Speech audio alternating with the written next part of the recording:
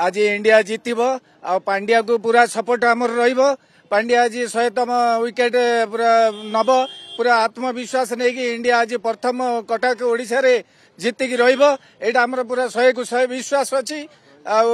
आमे सपोर्ट करछु। हमर India team तो सपोर्ट है बेसी पांड्या को सपोर्ट करिया दरकार होची। मोर जे 98 विकेट पाइचंदी आउ 2 विकेट एई मैच नै कि से प्रथम स्थान अधिकार करंतु। मोर एटा इच्छा खेलिबे आज भलो। जसप्रीत बुमराह भल करिवे 100तम विकेट नहीं पारी। देखि पारथुवे क्रिकेट फैन आपण आगे कोटु आछंती पताका धरि के कटक रु आसी इंडिया आज भल खेलियो बोली आशा अछि। देखा जाऊ कोन हो। ये भल खेलिबो को खेलाली भल टीम इंडिया को जितैबे। सुमन गिल अछि आउ सूर्य यादव अछि आउ हमर बुमराह अछि। आज भल खेलियो बोली Asha. India must be win.